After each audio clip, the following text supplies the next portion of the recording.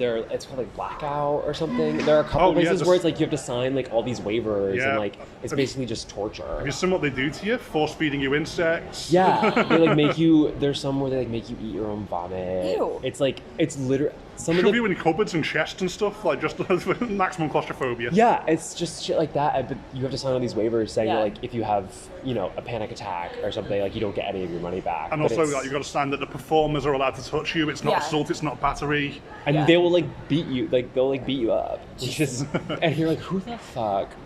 When I was a kid, I accidentally like punched a haunted house worker by accident. Oh, no. Yeah. Because she there was a strobe light going, and so you couldn't tell how far apart things were. And so it was like the woman coming towards me and with the strobe light and like with like knitting needles, and I just kind of like I think I was probably was like a school haunted house or something. No, this was this was in Vermont actually. Oh, a haunted house in Vermont, and I just kind of like, I think I was like 11 or 12, I just kind of like swiped in front of me. I just like had no idea she was like actually that close. Hey, it's fight or flight, and she was getting And I was like, and then I felt so bad afterwards. I was like, I need to can't do these again. With the knitting needles. And be like, I'm so sorry. In the UK, it's a little different for the haunts. What we have is, like, year-round, we have our dungeons. So anything that was a historic dungeon where they would lock up, torture, and kill people has now been turned to a tourist attraction. Sure. I think the nearest one to here is Chester. Okay. All the old Roman forts that then the Vikings moved into. So I went to the York one recently, and they had a really good witch exhibit, and the actor was moving around in the dark, so you get a strobe and should be right in front of the where everyone's seated. And like you can see photos afterwards, there was like a kid who was really having a bad time that day. Oh, no. Oh my god, I love haunted house photos. This poor child, I know. They're so funny. The trauma. I've actually got some on my keyring from the dungeon from when I went with my fiance. Hang on. They make you do a few dumb stands. So there's me threatening my fiance with an axe. Amazing. And the people there decided that it was sausage smuggling was the death penalty. That's so funny. And they just make they have loads of signs. And fantastic. It's actually not made up. They've got a massive list of all your crimes, and it was ridiculous how much stuff you get killed for. Basically, if you were a peasant, you were first sport. There was the whole Middle Ages was the purge before technology. The purge before the purge. Oh my god. I think I was reading something a couple years ago that was talking about how a bunch of like old laws were being expunged from the books because they just hadn't done it in a long time, and so there were laws on record that had not been like really looked at or changed or addressed in like 600 years. You want to know a great one? Yes. If on a certain like towns and walls you saw a Welshman out after dark, you were allowed to shoot him with a crossbow. And that was not expunged, it was just left on the record. Oh my god. Do people really hate the Welsh that much here? Oh, everyone hates everyone else. Yeah. This island is just a complete drama fest. I can imagine, jeez. Well, it's like, kind of going back in history, it was tribal. Everyone hates everyone else. Like, I'm from Lancashire, I lived in Yorkshire for a while. Yorkshire and Lancashire hate each other and fight over everything. They even argue over like folklore, so they argue over who owns which, like Black Dog of Britain. And they all speak the same, they all have the same like little rituals, they all eat the same. The people in Lancashire eat Yorkshire pudding and all that stuff, but there's like an invisible line that they all know, and you're supposed to hate the other person on the other side of it. That's so bonkers. Wow. Cornwall is technically always been a part of England, but it's like a separatist state. You cross a certain river and you're in Cornwall, and the Cornish people know it. It's like Texas. Yeah. How Texas is like a republic. It's like the Republic of Texas. It's not like it's a state, but it's like its own. It's the Republic of Texas. Well, also Texas is bigger than like probably most of the East Coast smushed together. I think Texas is probably bigger than most of this country. Yeah, no. Texas is bigger than this country. Oh, it is? Texas is bigger than this. Every Texas state, is enormous. Every state is bigger than this country. You can walk across this country by accident if you get lost. Yeah. Whereas if that happens in the US, you're just going to walk until you die. Yeah, basically. I think maybe like Rhode Island is probably smaller. Or like Delaware. Maybe. Delaware, Rhode Island are the two smallest states. But then you start arguing over what is a country here. Wales says it's its own country. Yes. But it's part of the UK, right? Wales? The United Kingdom, the British Isles, and the individual countries are all linked but different. Yeah. I always they got all confused hate each other. about, like, the UK versus like Great Britain and the British Islands and then like the Commonwealth, and it's just a lot of categories within subcategories. I'm like, how do you keep fucking track? And then all the dialects are different. You can't even understand each other. You should see what everyone argues over what a bread roll is called. Just a roll. No, the cobs, the barm cakes. There's I was like, when I came over here, I was like, oh, like, yeah, it's, we're going to Europe, whatever, but it's like we all speak the same language. There won't be that much of like a barrier. And then the number of times just like at coffee shops or restaurants, I've been like, sorry, what? Come again? Because the lingo and everything with the accents, I'm like, what are you saying? One more time? Oh yeah, like you're in quite a I'd say quite a relatively simple area as well when it comes to Manchester. Yeah. But you go like where I'm currently from, Liverpool, it's going to get very thick and the words all mean different things. Yeah. Oh, Lord. They're aggressively friendly though, the Scousers. So you'll have someone like get right in your face, drop a C-bomb, and then try and hug you. Oh my gosh. Wild. It's delightful. It's a very colourful, yet very small and cramped country. Yeah. Lots of history, though. Yeah. It's very cool. Oh yeah, I do a folklore podcast and I'm just constantly roving around the place, just finding more and more stories. Oh my god, I that's would really love cool. to. What's your podcast called? I really love folklore.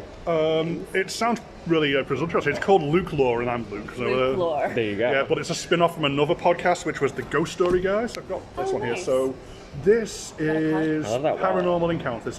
Oh yeah, I work at Sony as my day job, Oh, sure. and my fiance got me this, and I had my key card in the back of this. I was opening doors at PlayStation. With the PlayStation. Yeah, it was That's great. so cool. Yeah, because it looks like the old one, too. Yeah. Oh, thank you. That's the main podcast. I'm Nice. Luke. Do you want to write down? It's Luke Yes. Lore, one word for the other one.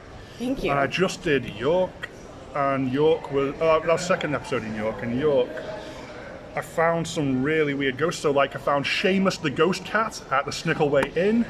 I mean, like ghosts and cats. Really is a And big cat. arguing about the enthusiast. black dogs. York has a Barghest, which is one of the black dogs of Britain. Mm-hmm. And it's a shapeshifter and it likes messing with people. So I found a story in the 1600s where it turned into a scroll to go under a gatehouse door, turned into a monkey, then into a turkey, then back into a scroll and back under the door, just to mess with the guard and the groundskeeper. That's kind of iconic.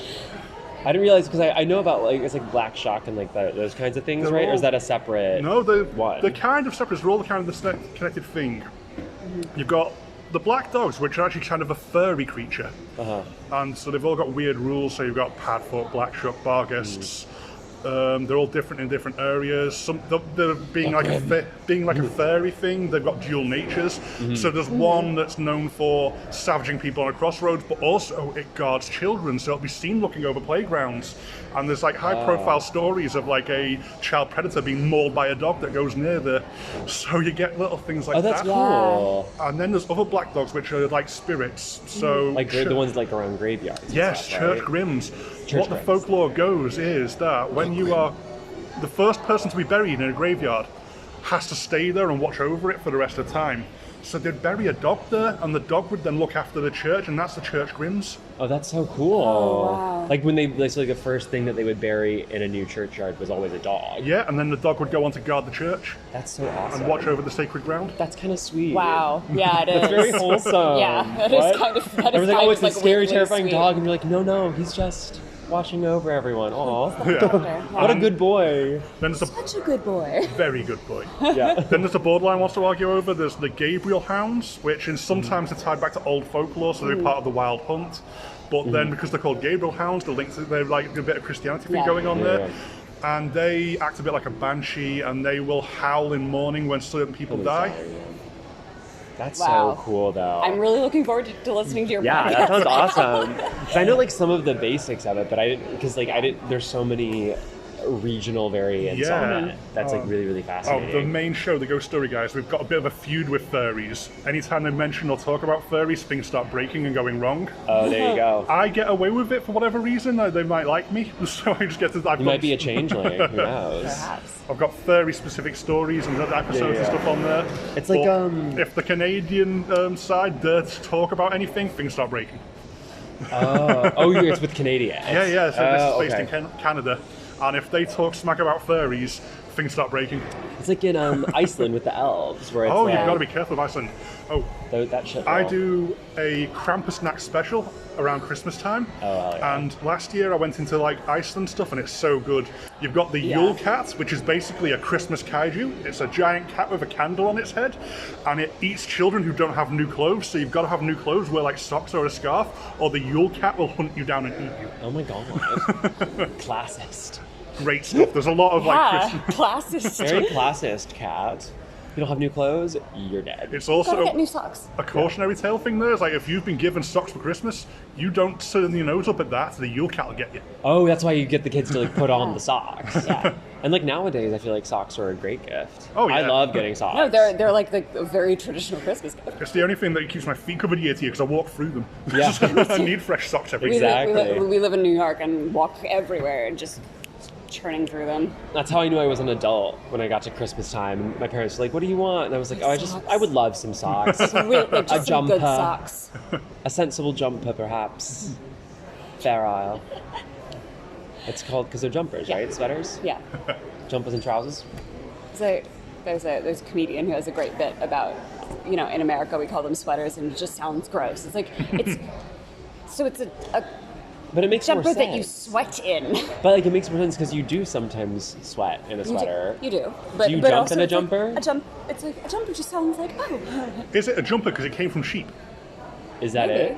I'm not actually sure. I've not checked the etymology of that one. Oh, I'd have to Find Google. out. We'd have to Google it. Oxford English Dictionary, Yes, big fan. big fan. The OED online. The OAD. She's an OAD enthusiast. Did you hear The old they came up Shakespeare recently? It was like conversations from Tolkien, and he wanted to write dwarves VES, and he got pulled up by his editor. And there was a big argument over you've got to change it to FS. This is what it is in the Oxford English Dictionary. And his comeback was, I wrote the Oxford English Dictionary and I'll spell it how I want. Tolkien did, really? He was very heavily involved in codifying the Oxford English Dictionary. So when it comes to his editor trying What to a argue fucking about what he gets to badass. wrote stuff as, it's like, I wrote the Oxford English I wrote Dictionary. a book. That's a baller move. Yeah, honestly. That's really baller. Oh, because he was in dwarfs. It was Dwarves. I gotcha. That's so funny. He's like, I'll do whatever the fuck I want. It's, My book. It's my book. It's My like- book and my dictionary. it's like a very prestigious version of going to run and then change Wikipedia so it says what you're right. Yeah. Exactly. Should we work through some prepared questions? I've been recording this. It's been a Please. wonderful conversation. Great. God, it's lovely. Yeah. We could talk about this all day. Yeah. Oh, I didn't realize you were recording all this. That's so funny. Oh, you got to watch journalists. Yeah, I know. Off the record. Oh, don't worry, it's being transcribed. If we're a bit rambly, I'll narrow it down for us. Yeah. Sounds good. One thing with like you were shooting at an inn, was it a live-on location? Did you actually stay at the inn? No. So the inn had been defunct for a couple years leading up to when we shot there. The heat hadn't been turned on in years, and it had suffered some pretty severe flood and mildew damage. So we were staying nearby. The inn is part of this resort complex where people later on were able to like buy some of the homes that had been part of the resort complex. And so Jeffrey Fryer, who is in the movie as the new arrival, he was our host, and then he also does he own that Airbnb? There was the resort that this production contact of ours, Mr. Fryer, owned, and then there was an Airbnb that was down the mountain that some of us also stayed at. Eric Bloomquist, the director, had been up there a few months prior shooting like a rom-com dramedy feature called Weekenders that was shot at that Airbnb. So we weren't living at the inn. I don't think it was very livable. There was no hot water. In theory, you could have lived in it. I don't think it would have been very comfortable. Would have been also because there was a pretty significant amount of dust and mildew. It was difficult to be in there for extended periods of time if anyone was allergic. So our poor makeup artist had a pretty severe allergic reaction to being in the inn itself. Yeah. Or maybe she was being possessed. You'll Or never maybe. know. We'll never tell. Yeah. It's But, always the makeup girls on location when it's weird. Like when I was filming something years ago, where the makeup girls turned up with scratches when we did a Ouija board scene. It always seems to be the makeup girls who cop it when your location's weird. Oh my gosh. Oh god. Yeah, there was definitely some like spooky energy in the hotel regardless.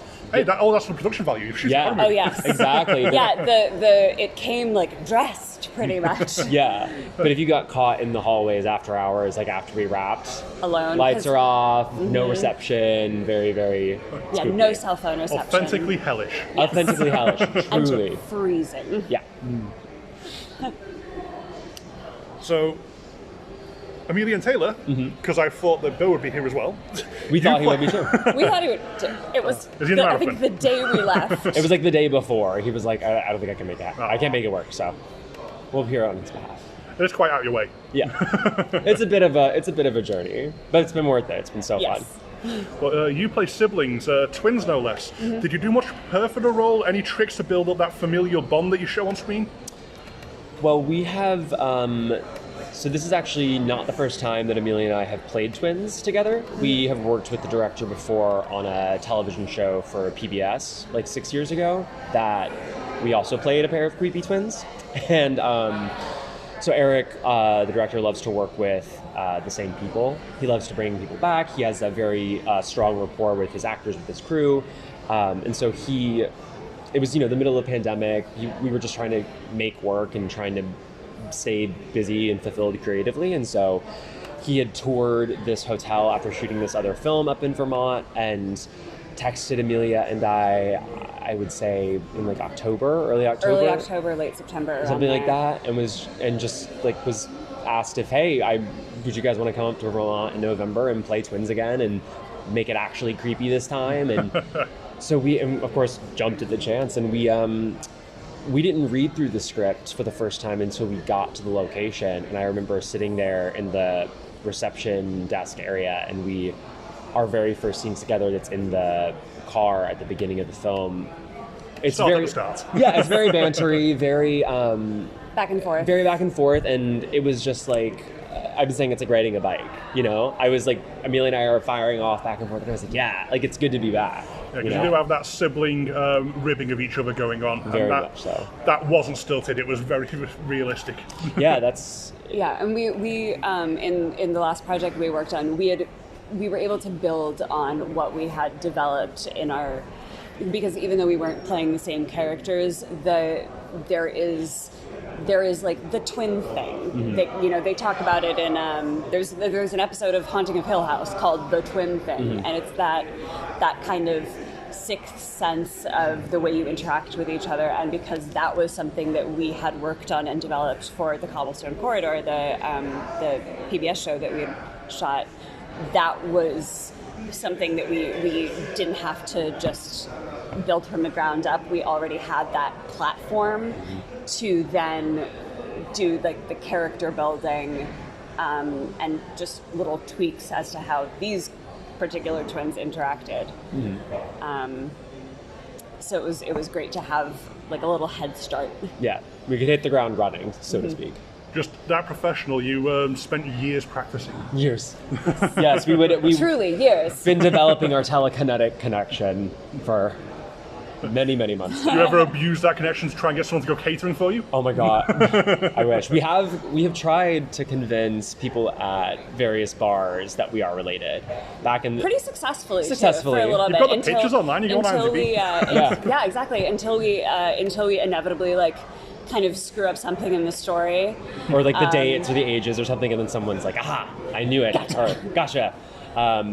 Yeah, Amelia is a natural blonde, or like more blonde-ish, and so I think it was a little tougher then. But now that we both have the dark hair that she's kept from the shoot, it definitely We got to give it another go. got to give it another go, because I think the resemblance is much more striking. We got to get our story straight though. Yeah. Was that the director deliberately having a bit of fun with you then, putting you as light hair and you as dark hair when it's Yes. naturally opposite? Yes. Yeah, and it definitely helped with it fit in with the color palette of the movie very well. And I think it was you. Did he ask you to dye your hair afterwards? Yeah. Okay, because I had called up Eric late one night when I was not fully sober, and I had been looking for an excuse to bleach my hair because it was quarantine and we were all, emotional crisis, and that's what gay people do. We bleach our hair. And so I called Eric up and was like, hey man, sorry that it's, 1:30 in the morning and I'm sure I'm interrupting you sleeping, but I want to bleach my hair for this. And Eric was just like, yeah, that sounds cool. I think we can make it work. And then we thought it would be fun if Amelia, being a blonde, went dark, because in Cobblestone I was blonde and he had dark hair, and so it was a little reversal.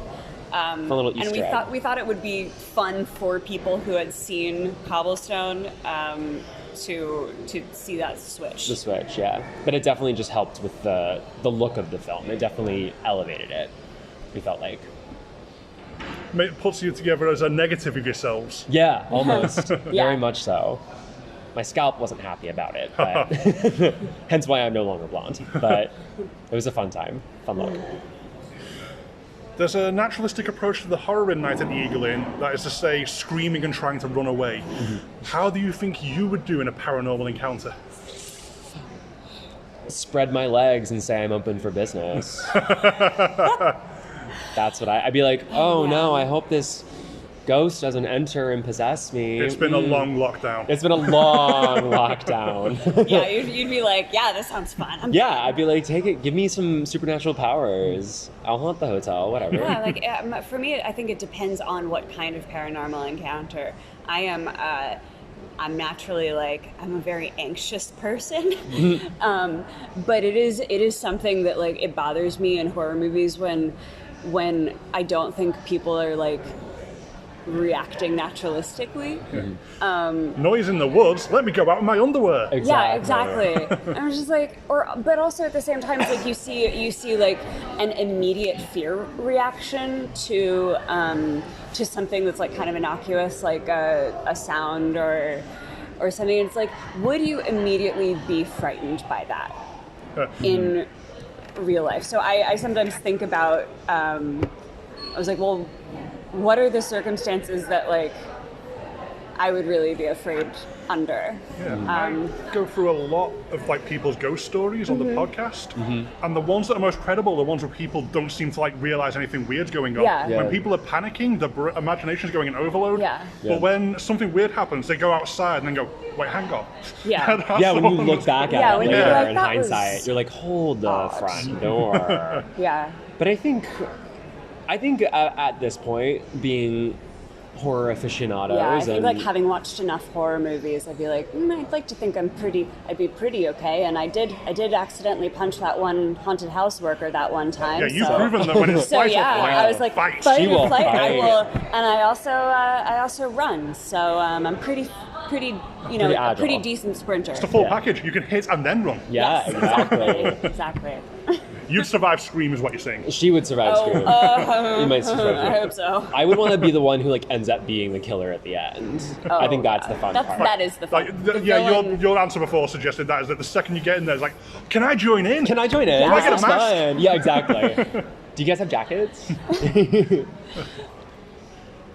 I was going to say, there's a few references to classic horror movies in there, and are you yourselves big horror fans? You suggested that, you've watched quite a lot of horror over the years. Mm-hmm. That's why I think being here has been such a blast. Yeah. For that reason, just because you're with a bunch of horror fans, and horror fans are so enthusiastic about the genre, and even when they may not like a movie or not be fond of parts of it, they still recognize what you're trying to do with it, and there's a lot of mutual respect, I think, in that way, and it's really refreshing, for sure.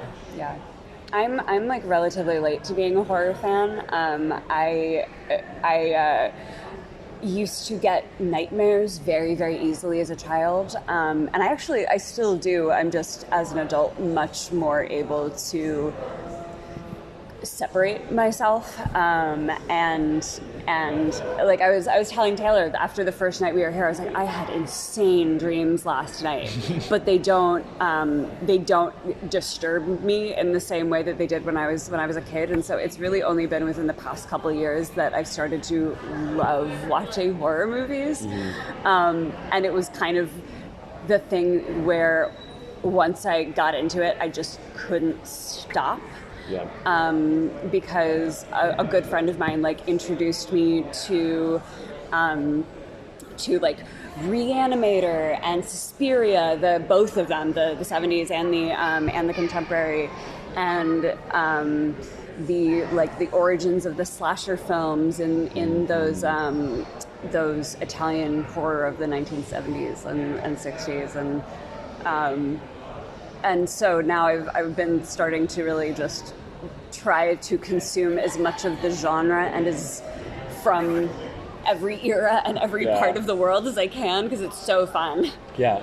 If you let a horror fan into your life, they will show you everything, and then you'll become that horror fan, and you'll do the same. Yeah, absolutely. We were driving to a screening of the film in Connecticut a couple of weeks ago. We had like 2 in a weekend, so we would drive to Connecticut, come back, and drive out. So we had many hours in the car together, and on the way out there, I think it was like the very beginning of October, and I think half of the car ride was just me being like, was Amelia saying she hadn't seen, Nightmare on Elm Street. And I was like, what? You have to watch it. Oh, you need to see this one too. Or like Nightmare on Elm Street 2, you got to see the documentary. And then she had been reading Stephen King and got me hooked on. So I went out and bought Salem's Lot the next day because I haven't read any of Stephen King. I'm a bad horror fan, but now I'm like hooked. So it's a lot of mutual like suggestions. Yeah, and I immediately the next week I was like, oh my God, all of the Nightmare on Elm Streets are on Hulu. And so I watched the first 2 just back to back. That must be a weird double bill, given that 1 is like that iconic thing,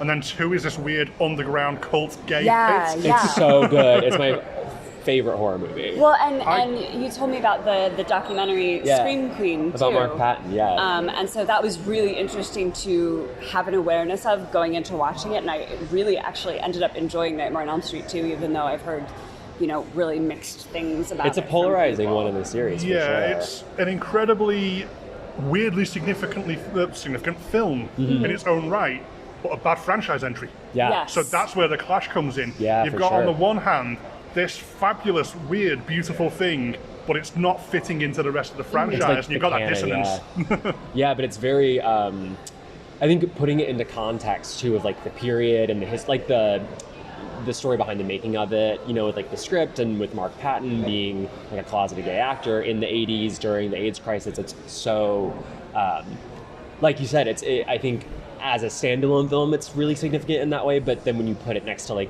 Dream Warriors or even the first one, I know that a lot of like Nightmare on Elm Street fans, if you ask them what their least favorite entry is, more often than not, it's Nightmare on Elm Street 2. But again, it's not because it's bad or it's wrong, it's just that it's different. So if you were going to binge Nightmare on Elm Street, you'd probably go 1, 3, and then a few more of the others, and get on Freddy vs. Jason, ignore the remake.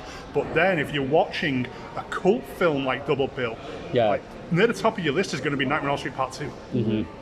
Definitely like a midnight showing kind of thing. Do like a Rocky Horror Nightmare on Elm Street 2 viewing. That would be fun. That would be so much fun. Some like gay camp horror. Prime. Because I think there's a lot of gay horror fans out there. And that's like one of my... Did you see that Elvira came out as bi? Yes. Legend. And like, I'm more impressed that her girlfriend or her partner, the trainer that she's been dating for however many years, 19-year-long 19 years, just kept it quiet the whole time. Because if I was like this like successful personal trainer dating Elvira, I'd be like, oh yes, my girlfriend who is Elvira. Yeah, like, Mistress of the Dark. Mistress of the Dark. They have iron will. They should be everyone's therapist, because your secrets ain't going nowhere. Yeah. Truly. Lesbians they know what's going on. They know what's going on, man. Also, how does she look that great at 70? Iconic. It's so I don't know. good. We just need to find out whatever her and Cher are doing. Yeah. Well, Cher, it's I think just plastic surgery. Elvira, it might be like some sort of ritual, I think. But she looks the power of horror. Yeah, exactly. Sacrifice. Exactly. Okay. Well, I hope your stay in Manchester's been great. Do you have any hotel horror stories? Of our own? Oh yeah, anything that like has gone, any weird horror story stays around the world? I have had a couple of like supernatural experiences or heard of them, not in my travels or like in hotels necessarily. But I have a couple. I had an encounter at like a theater camp. There was a ghost that haunted this theater at a musical theater camp I attended.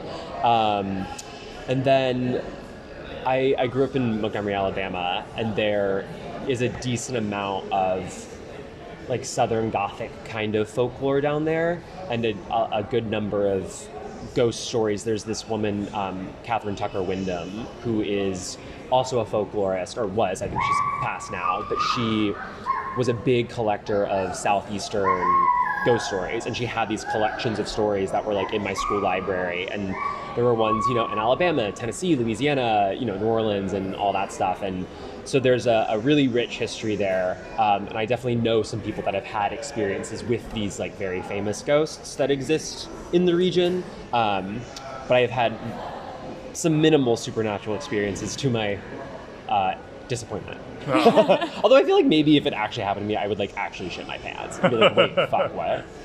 Oh, I would be so excited. I feel like, because I enjoy like being in graveyards and stuff. Like, well, graveyards are beautiful. They're like a public park more than they're a terrifying place. Can I tell you, this might need to be off the record. We'll see. I'll make a note and I can remove it for you. Can I get off the record that I hooked up with a guy in a graveyard last week? We like hopped the. Oh my god, which one? The one on 153rd. Nice. That's like, or 153rd. Nice. There's like this big graveyard in Uptown Manhattan near where I live, and we hopped the big, like 8-foot stone wall. I hop it often. Like Bo and I have hopped it once, and just like hanging out in the graveyard. But yeah, I was on a date and we were walking back to my house, and we hopped the fence in the graveyard and smoked a J and hooked up a little bit. Well, it's weird, but like this is like how like horror films are great for dates and stuff. Is that death and facing your mortality makes you want to live a little. Yeah, for sure. Although it's so funny, like we were watching Fright Night, me and this guy. This also might need to be off the record because now I'm just putting all this business on blast. But we had watched Fright Night on a previous date, but didn't finish it, as is sometimes the case. And so we're like, we need to finish Fright Night, and we picked up where we left off and like rewound it a little bit because we didn't remember a lot of it. It became background noise. Yeah, it was background noise. But we were like, this time we're actually gonna sit, we're gonna watch Fright Night, we're gonna finish it, and we were watching it, and we were like, this is what we were like hooking up to, like this movie, like, oh, this is because like Fright Night. A bit of a post-glow clarity. Yeah, exactly. You're like watching because Fright Night's like it's fucking gnarly. Some of the effects in that movie, like the werewolf transformations and the melting skin, and I was like, oh, that's. I'm not sure if it's an aphrodisiac, but it like, kind of is in its own way. There's something like it amps you up. Yeah, it definitely amps you up and gets the adrenaline going and gets the blood pumping. Yeah. You want this on the record because it's anonymous enough because it is good segment. I think the Fright Night section for sure. Like I've hooked up in a graveyard before. I think definitely you could put that in there. I've hooked up with a guy in a graveyard before. And on the subject of supernatural encounters, we were talking about this the other day because we've both lived in New York for the past 10 years, and we're like, you don't get that many supernatural or ghost stories set in contemporary New York City because you just kind of get the feeling that everyone's like, a ghost? What? Like, I don't have time Fuck for off. that. Like, I gotta go. New Yorkers would fight the ghost, and the ghost would leave. Exactly. And it's just like that kind of thing where it's like, there's not enough time, there's not enough space. Everyone is kind of caught up in their own shit. Yeah. Like I got a fucking train to catch. Get it? Like literally, like, hey, I'm walking here, but like, exactly. They'll walk through people who aren't even ghosts. Exactly. Yeah, literally, they will. Yeah, I like accidentally shoulder checked a high schooler. Yeah, exactly. I was like, you're not moving, and I don't have space to. So yeah. Well, they're saying that New York State has some interesting stories. Yes. Like Amityville Horror is upstate or Long Island? Long Island, I believe. But there's, The Adirondacks, the mountains, they're quite good at disappearing people. Yes. The national parks in general in America, there's tons of stories of people disappearing. And like, I would get into the No Sleep Reddit, the subreddit. I would read a lot of it at work. I listen to the people that do it on YouTube and like come back with the No Sleep stuff. Yeah. Oh, it's so sick. And there was one series on there that this one person was writing about from the point of view of a park ranger. and just like all these different stories and these the staircases. The staircases in the It's I was so so fucking disappointed cool. that turned out to not be real. Me I too! researched it. Yeah, we've done this on one of the main show episodes. Oh, I researched it now. There are some staircases in the woods because of when a house falls apart, the staircase is one of the last things to go. That's why in wartime, like under the stairs was somewhere you would hide in Britain. That was one of the things you were wanting to do. Or in like an earthquake, it's the most stable part of the house. So they will find like huts where it fell down. But they're not mysterious, they're not creepy, and there's nothing weird that happens around them. Unfortunately. Except if you get drunk and walk up it and go off the top exactly. on your own head, be it. Yeah, but that's that's not the ghost's fault, babe. That's your It's the fault. spirits, but it's not a ghost. Yeah, different kind of spirit, for sure. Oh, I was like, that was before I knew like No Sleep was fictional. I like just kind of found the stories through Google or something. And I was reading them. I was like totally like I like drank the Kool-Aid. I was like, fuck, dude. Like these people, why is no one talking about this? All these disappearances in Yellowstone. Like Yeah, when you hit like the creepypasta in the wild, something like the haunted video games like Bend Round, or you find an SCP document that's like for the first time, or the weird like chain emails that like haunt you, or these like creepy pictures and stuff. I think the internet definitely has, I think, helped with like the proliferation of the urban legend kind of stuff. It's how folklore has changed. It is the online campfire. That's where the stories are shared around. So cool. I think that shit I think is usually scarier. I always find like the urban legend serial killer kind of stuff, like escaped maniac from the asylum, like way more terrifying than like a vampire or a ghost or possession or anything like that. Well, because we have serial killers in real life, and you have them everywhere. You have them in all parts of the world, and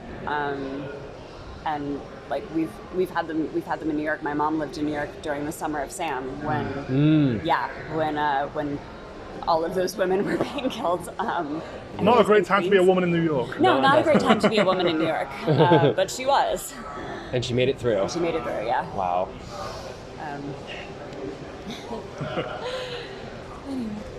Let's see. My last question is quite a boring one, so let's skip to what's next for you guys. What are you up to? Oh boy. Oh, I mean, I'm doing a lot of like reading so I can get better at writing. I used to write a lot as a kid and kind of fell off of it over the years, and then anxiety took hold of being like, oh, I don't know what I'm doing, but I do really love to write, so I'm trying to tap into that again, because there are some stories that I'm really interested in telling. Some family stories, some things that I'm interested in developing into. I'm still figuring out if it's going to be film or theater.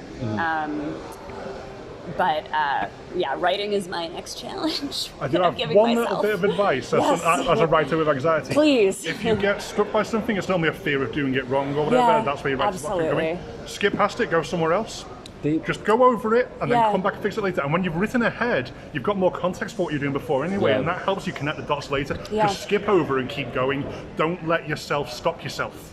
It's TK. That's what journalists put in articles or novels. Like when they're writing, they put TK, and I don't know what the abbreviation actually means, but it's just I'll put this in later. Like I'm going to come back to it. Just don't let yourself stall out because you're scared you can't do this bit right now, because then you don't come back to it. Just skip and do something else. That's great. That actually is really great advice, because like there are definitely like parts of this that I like have really specific images for in my head, and then a lot that is still unknown, and I'm still also doing a lot of research because it's just go and do the bits you have, and then you put it all in chronological order, and then you fill in the gaps, and before you know it, it's done, and you actually really surprise yourself. Yeah, Adderall also helps. That's actually segueing into it. So, Eric and I, earlier this year, wrote and acted in and shot a Christmas movie that's coming out later this year. And now for something completely different. It's called Christmas on the Carousel, and it's coming out at Christmas time. But that's how we wrote it. So I've I'm also a screenwriter as well. And then a couple years ago, I wrote and produced a short film with Eric that he directed called Intermedium. That's now on Amazon Prime if anybody wants to watch, which is how we know Bo. He had acted in that. And it's a ghost love story, so there is like a bit of a supernatural element to it, but it's not scary. But Christmas time is good for ghost stories. Christmas time is great for ghost stories, but we ended up writing it very like piecemeal, where Eric was like, okay, we have access to these locations, with all the Christmas decorations that they'll leave up for us if we want to use them for these like exterior shots. No one could be bothered taking down Christmas things. Just say, yeah, just give them an excuse not to, and not Exactly. be there until February. Everyone wants an excuse to not have to take down their Christmas decorations. And so we sort of plotted out this Christmas movie, wrote and shot all the exterior scenes, and then one of the actresses in the film had to take a week and a half off for like wisdom teeth surgery or something. And so in that break that we had, we just filled in all the other scenes that we had to write. And we were like, oh, we need to have like these characters need to do this, we need this plot point. So it was like we had sort of these like goalposts throughout the film that we had done. We're like, okay, now we just need to fill in what's in between them. And it was a very weird exercise in creativity, but it was also like a good reintroduction to it because I had gone so long without writing a new project. But that was just, it's sound advice because, we made a movie off of it. We'll see how people like it, but yeah, so we have that coming out. Eric just wrapped on a 80s summer camp horror movie called She Came from the Woods with Cara Buono and Bill Sadler and some other pretty awesome actors. I worked on it like as a crew person for most of the shoot, but it's like a really, really fun, just like classic supernatural. These like counselors on the last day of summer in the 80s, they summon up an old camp like ghost legend, and then bloodiness ensues. It's like camp slasher, bit of Evil Dead, 80s setting. It just sounds like it's ticking all the good boxes. Ticking all the good boxes, and that's I think Evil Dead.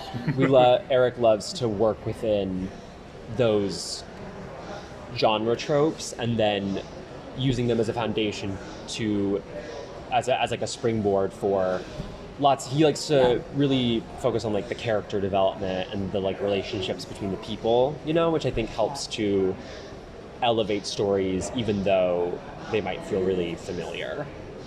Well, and something like it's like what we were saying, or I was talking about with you last night when even in the context of Night at the Eagle Inn is like, we are not trying to reinvent the wheel. We're just like, oh, a nice wheel. Let's play with that. Yeah.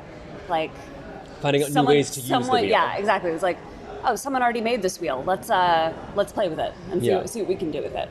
So like iterative filmmaking is important because like it's all like everyone stood on the shoulders of giants yes. to make the next thing. Yes, absolutely. And that kind of like picking it up, holding up to light, holding a new angle. Mm-hmm. It's all important to get fun stories out there, and that does make something like Night at the Eagle Inn a really fun festival entry as part of a big slate of horror movies. Because you get a lot of films, because it's indie films, so you get a lot of people that are like trying to push the envelope, trying to say something really new in a really fun and unexpected sort of way.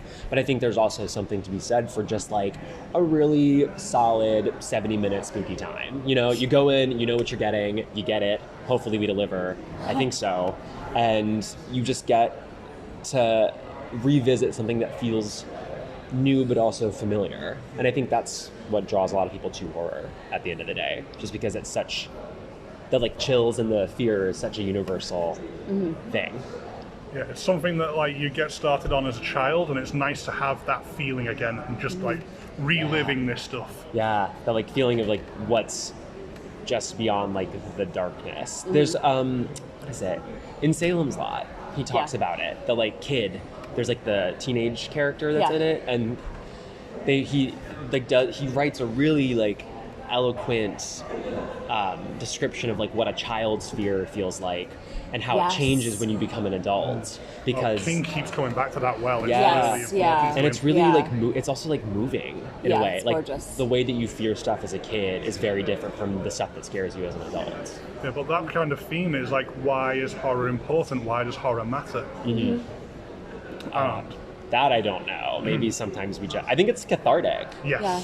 In a way. Absolutely. I mean, like, I saw The Sadness yesterday, and that shit was Yes. bonkers. But it was, like, I came out and I was like, oh, just like this huge exhaling of, like, wow. Like, I just saw, like, the worst of what people can do, like, within the story. But it was, like, but then there's something kind of, like, invigorating about it, too. Yeah. To actually face that, rather than just be afraid of it. Yeah, exactly. There's something to that. Yeah. Well, and I think it's so much of horror, like, draws from and speaks to trauma as well as, like, these very, very visceral human fears. Like, we saw The Deep House last night, too. Oh, I've not called Deep House yet. I'm catching it today. And the thing that I think is so successful about it is, like, I think everyone is afraid of drowning. It is one of the most terrifying ways and painful ways you could die. There's so many phobias related to the water. So, like, you've got basic hydrophobia, I don't want to drown. Thalassophobia, what's under there, it terrifies me. Yes. And then there's like a mechanophobia, I can't remember its full name, submechanophobia. And that is abandoned unnatural structures, so like sunken ships and oil rigs and stuff that are under the water. That the industrial edge to it just has some people straight away going, do not touch. It's like responding to a fire. There was I was in the Bahamas a couple of months ago, and they had this abandoned concrete ship that had, like, run aground on, like, a reef or something, and it had become, you know, like a pilgrimage site just for, like, snorkelers. And it's very much out in the middle of, you know, it's middle of the day, there's plenty of people around, but even just going into that and just seeing how it's sort of become rehabitated and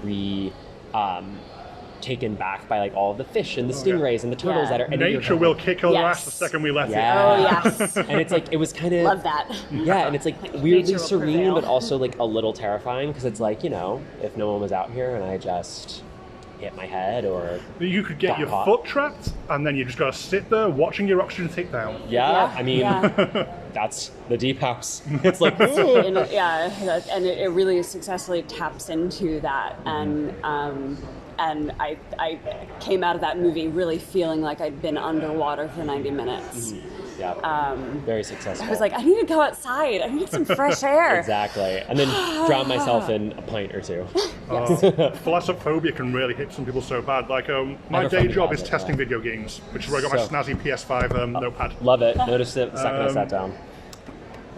And I can't talk about what it is, and I'm probably going to have to just leave this off the interview, but there's a title in at the moment where it's got some underwater monsters, and it's not specifically a horror game, but some testers could not test the areas. They just couldn't do it. It was too much for them, especially when it's in a slightly broken state and all the lighting was broken and stuff. Yeah. And we had to do like a presentation on thalassophobia to the producers to help Dev get their head around like what's going on there, how to make it easier for the players. Yeah. And like they've put arachnophobia in on their accessibility, because like loads of games now have the accessibility options, and they've got cosmetic spiders, just little spiders scuttling around. You can turn them off as an accessibility setting. So if you've got bad arachnophobia, you can turn the set dressing spiders off.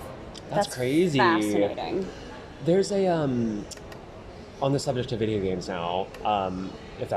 Do we have time? Are we running over? Do we have? I'm only supposed to steal you for 20 minutes, and we're at 48, so we might as well just keep going. I mean, I don't That was have a great conversation. We there's this game that came out for the PS2 years ago called Haunting Ground. I don't know if you are familiar with it. It was like a very limited run.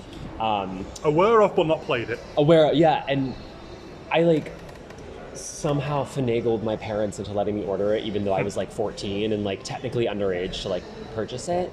But it's like a survival horror, you know, you're this like pretty blonde girl who's like trapped in this weird castle and she has no idea why she's there.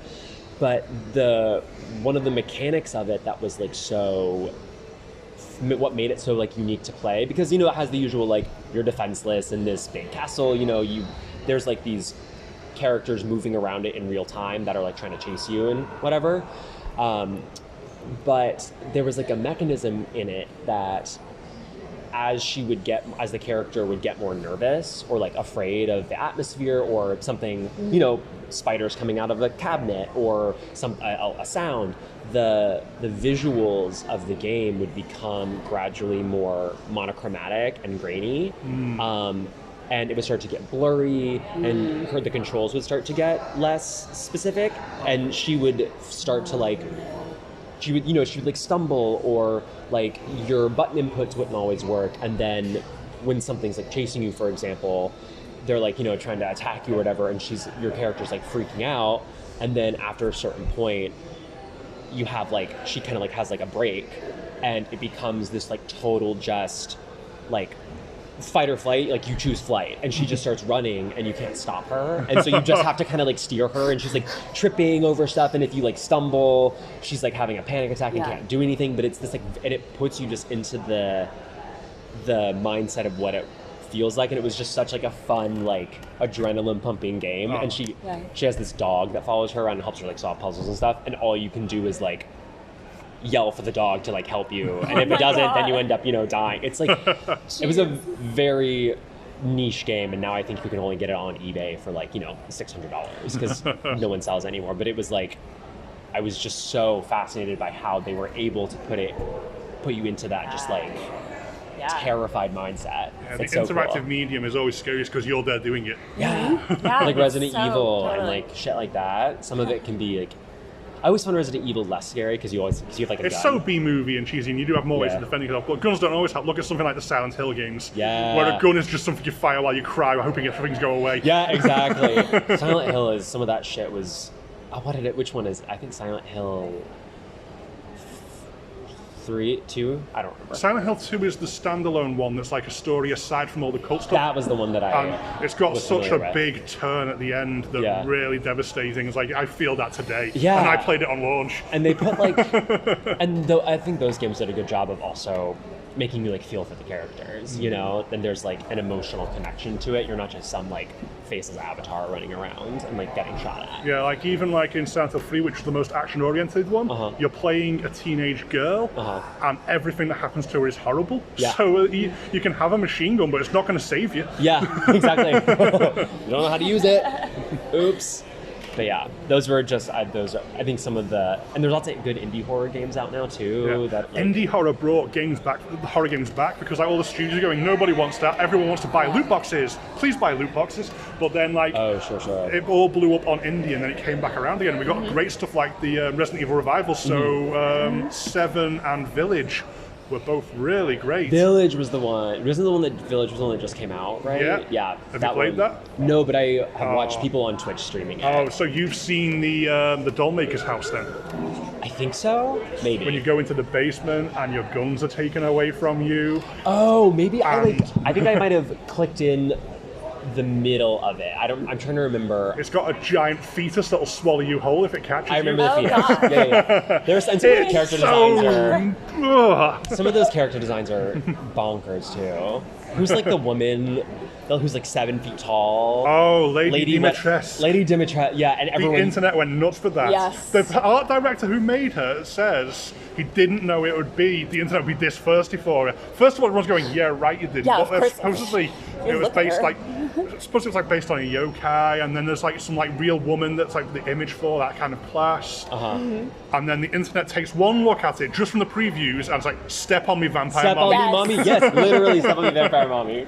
I would look at the design and I'm like, who wouldn't look at that and be like, yes, queen, I'll do whatever you want to Like, I don't even really, like, I'm not a big video game person. I didn't grow up playing them. I just mostly have seen my friends play, and that reached me on Twitter. Like I don't follow. Mommy. Yeah, exactly. Vampire mommy. 7 feet tall. And I was like, double G's, like.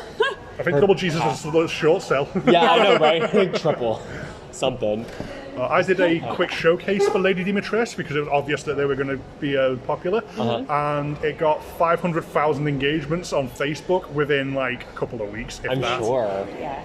Because people just went, Nuts. yes. Exactly what I want. Exactly what I want. And I'm going to probably leave this off as well because I work for Sony. Apparently Sony has brokered a deal with Konami and they've brought Kojima back on for Silent Hills. Oh, that's awesome. I was a big Castlevania fan, so like, I loved all think those. we're in trouble though because Silent Hills getting cancelled. It had Hideo Kojima directing, Guillermo del Toro helping out, and Junji Ito. I don't know if you know him. He's basically Stephen King for Japan's mangaka scene. Okay. And he's really, really intense cosmic horror artist. And he was doing the monster designs, and I think that people would have lost their minds about it, but now it's being resurrected. Oh yeah, that's awesome. Yeah. Nice. Also, Hideo Kojima did Castlevania too, right? I don't think he did. It was Metal Gear Solid Kojima. Oh, that Metal was Gear the Solid, name. and then Death Stranding. I want to look up who did Castlevania. I was a big Castlevania fan, and I'm trying to remember who did it. The team's still out there. Like they did their own version of it through Kickstarter. The Bloodstained. Yeah, it's like Yeah. something like that. Bloodstained Ritual of the Night. I wanted to get the Switch port, but I heard the Switch port was terrible. So It eventually gets patched out, so you just gotta hang in there. Wait for the sales; it should be fixed. that's what that's what I'm hoping. But yeah, like Symphony of the Night and like who was it? Igarashi? I don't know. I'm trying to remember who it was, but whoever the guy that did all the like the Metroidvania style games were like so fucking good. I guess it was. Oh, it's Ayami Kojima, and she did the character designs. That's where the Kojima came from, like that very like elegant gothic art kind of like. Yeah, portraiture like when that you she get did. like Alucard's effeminateness. Yeah, like the feminine Alucard, like Maria. Did you see the Castlevania Netflix series then? I watched one or two. I watched one episode of it and was like, "Oh, this is like a different vibe than I thought Castlevania would be." But then some friends of mine who are bigger anime enthusiasts than I am were like, "Oh, dude, you would love Castlevania, like the horror stuff, blah blah blah." And I was like, "Did you ever play the games though?" And they were like, "No." I don't even think they knew that it was a game. They had just watched it. If you've played Castlevania 3, the first series will reward you as it like adds more Yeah, it's like elements from Sypha it. and Trevor. Yeah. I know the characters. But they which is do awesome. their own thing, and they do it quite interestingly. It's a 3-part series. Okay. And it does interesting things. I'll And have to some check of it the out. details are so stupid and horny. Okay, I'm going to have Horny? to disturb people here. Yeah. Okay, so Makes sense. Dracula has claws, Yeah. but not these two. He cuts them. Just like any good lesbian would too. So like that's a weird detail there with like Dracula's love for his wife. That makes sense though. I mean, Alucard, gay as hell, has a bisexual threesome in series 2. love that. All vampires are bisexual. Yeah, true.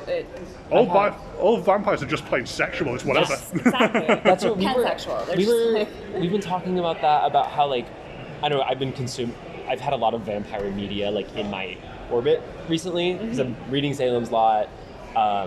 New Salem's Lot coming as well soon. Yes, I know. Just a good thing I'm reading it now, and then watched Fright Night on this date, and then watching Midnight Mass at the moment. I've not got around to that yet. I've been too busy. I was filming last weekend. I'm here this We weekend. were talking about this the other Yeah, night. I can't wait to watch Midnight Mask. Also, did you see that he's got a 4th series, Mike Flanagan? Yeah, He's yeah. doing the Edgar Allan Poe adaptation, the Fall of the House of Usher. Yeah. Yes, that's going to be his 4th horror series on Netflix. Oh my god, He's I a love Mike legend. Flanagan so much. He's such a legend. But yeah, Midnight Mass is fucking. It's so we're both only I think 2 episodes in, but yeah, it's like just such a good like off. It's one of those like vampire things where like they never say the word vampire, but it's like I don't even think they like confirmed what it is in the show where we're at, but it's like you're watching like, oh, that's a vampire. You've got that psychosexual, you've got that use and abuse of all of these themes coming together. Yeah. And it's because it's a religious setting too. It's like a really cool juxtaposition between the like this really devout Christian community and the arrival of this just like supreme dark evil force, and it's just been very cool. But we were talking about how vampires are just innately sexier than like werewolves. Yeah, I think that's from. You can probably thank Bram Stoker for that because you go like earlier on vampires and the flesh-eating ghouls are much more Night of the Living Dead, or even like I Am Legend. Yeah. But repressed sexuality Victorian gets hold of it, and so much more context gets added. Interview with a Vampire. Yeah, you get into what? You get it. There was who's the guy, the SNL guy that just died? Norm something? Norm Macdonald. Norm Macdonald. He does, on one of his weekend updates in like the 90s when Interview with the Vampire came out, there was a clip going on. He was like, so like Vampire, Interview with the Vampire came out this past weekend. Here's my review of it. Not gay enough. And like moving on, because that movie, it's so... The book is really gay. I'm sure. The book is super gay. I mean, it's all... All very gay. I also brought Dracula. It's all about sharing blood. There's a certain amount of like cultural stuff going on there. Yeah, it's also it's innately a pretty sexual, biting the neck, whereas a werewolf like ripping you apart. Yeah. And ripping off your skin. Some people are into it. I love werewolves, and I'm waiting for them to have their cultural resurgence in the way that vampires have. But we did get Werewolves Within recently. That was a good shout. Which one? Werewolves Within. I didn't. It was at IFC in New York for a long time. I didn't make it over there, but I've heard really good things about it. It's a fun comedy. Yeah. It's actually based on like stuff like the Werewolves of Mill Harrow games, where everyone just gets a card about what you are, and you got to keep it secret. Yes. Okay, yes. Now I know what you're talking about. Based off of the game. Yeah, because Ubisoft was one of the people involved. That's so cool. So it's a really fun. It's goes on quite a few twists. Yeah. And it's a cast of incredibly kooky characters. I love it. It's a very fun watch. I'm waiting to grab it on Amazon. I'm going to watch it with my mum. It's that kind of like fun thing you can just drag anyone into. Yeah. Just like the game. Like, let's play Werewolf. Or Werewolves Within, or whatever it's called. And then, of course, we do have The Howling coming up. Yes. Which is also a sexy werewolf movie. We're seeing The Howling later. I was telling Taylor yesterday, I've only seen the last half hour of it in Spanish because it was on at a bar that I was in New York once, and because it was the last half hour and in Spanish, I was like, I have no idea what movie this is, and I was trying to find out, so I was just describing it to my friends until one of them was like, oh, it's The Howling, and so I've been trying to get to see it ever since then. This might be the 4K restoration as well, so we're in for like a nice, very eyeball-pleasing experience. Nice. Hell yeah. I do have one Stephen King recommendation to you for something that's good for a writer. I really love his shorts. The anthology Skeleton Crew, it's some of his older, rawer stuff, but that's got both The Mist and The Raft in. Oh, nice. Now, The Mist is highly influential. It influenced Half-Life, it influenced Silent Hill, so that's going to be in your wheelhouse. And also the film adaptation by Darabont was great. I never saw it. But I've heard it's really He good. changed the ending. Okay. And Stephen King says he hates him for it because he wishes he'd thought of that ending. Yeah, that's a really good way to like go from that one to the other. I've heard about that. The most stellar endorsement from the master himself. The Raft is a really fun, cheesy, like throwback one that was in one of the Creep shows. I think it was Creep Show 2. It was the final segment. Oh, I haven't watched Creep Show 2. I've just watched the first one, but it's on my list. Yeah, but the Raft is in there, and it's like it's hit some of his rawer stuff, so it's not got quite the elegance of his later stuff, and there's more like not so supernatural fiction stuff. But it's got that raw edge to it from that, and there's some of the weirdest, scariest stuff is in Skeleton Crew anthology. Cool. Nice. I'll add it to my list. I'm going to want more Stephen King after finishing Salem's Lot. I've got to run because my dad and I are trying to make it to that, one movie. But you've been free from me for like 40 minutes now. You can go whenever you want. This has just been a delightful conversation. But yeah. Stalk me online if you want to talk more. I will, absolutely. I've got your card now, and I'm definitely going to subscribe to the podcast. That sounds so fun. Great chat. I'm going to run to the bathroom. So much. Yeah. Thank you. It's been great to talk. Yeah, you too. This is really fun. Enjoy James Bond. Thank you. Are you going to try to see The Righteous or no? I'm not sure. Okay. It's like, yeah.